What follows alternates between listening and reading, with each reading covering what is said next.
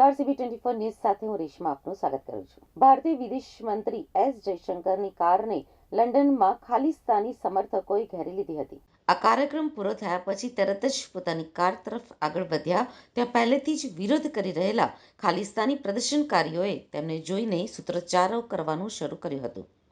એ દરમિયાન એક ખાલિસ્તાની સમર્થક જયશંકરની કારની સામે આવીને ત્રિરંગો પણ ફાડ્યો હતો. જયશંકર હાલ લંડનમાં છે. તેમણે અહીંયા ચેથમ હાઉસ થિંક ટેન્ક ખાતે એક ખાસ કાર્યક્રમમાં ભાગ લીધો હતો. એ પછી ત્રિરંગો લઈને આવેલા એક વ્યક્તિએ તેમની કારની સામે આવીને રસ્તો રોક્યો હતો.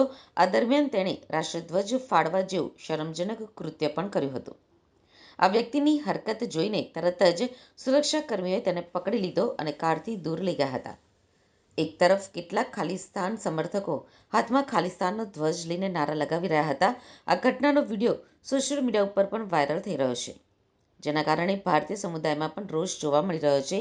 આ ઘટના બાદ લંડનમાં ભારતીયોએ વિરોધ પ્રદર્શન કર્યું છે. લોકો બ્રિટિશ સરકાર પાસે ભારતીય રાષ્ટ્રધ્વજનું અપમાન કરનારાઓ સામે કડક કાર્યવાહી કરવાની માંગ કરી રહ્યા છે. તદુપરાંત ભારત સરકાર પણ રાજદ્વારી સ્તરે આ મુદ્દો ઉઠાવે તેવી અપેક્ષા છે. જયશંકરે કહ્યું કે અમે કાશ્મીરના મોટા ભાગના મુદ્દાઓનો ઉકેલ શોધી લીધો છે. કલમ 370 હટાવવાનું પહેલું પગલું હતું. તે પછી કાશ્મીરમાં વિકાસ, આર્થિક પ્રવૃત્તિઓ અને સામાજિક ન્યાયને પુનઃસ્થાપિત કરવો એ બીજું પગલું હતું. ચૂંટણી યોજવી, જેમાં નોંધપાત્ર મતદાન થયું હતું, તે ત્રીજું પગલું હતું. Look, on Kashmir, actually we have done, I think, a good job solving most of it. I think removing Article 370 was one step, number one. Then restoring growth and economic activity and social justice in Kashmir was step number two. Holding elections, which were done with a very high turnout, was step number three.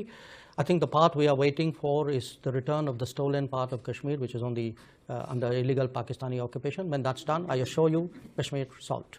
Look, on Kashmir, actually we have done, I think, a good job solving most of it. I think removing Article 370 was one step, number one. Then restoring growth and economic activity and social justice in Kashmir was step number two. Holding elections, which were done with a very high turnout, was step number three. I think the part we are waiting for is the return of the stolen part of Kashmir, which is on the under illegal Pakistani occupation. When that's done, I assure you, Kashmir solved.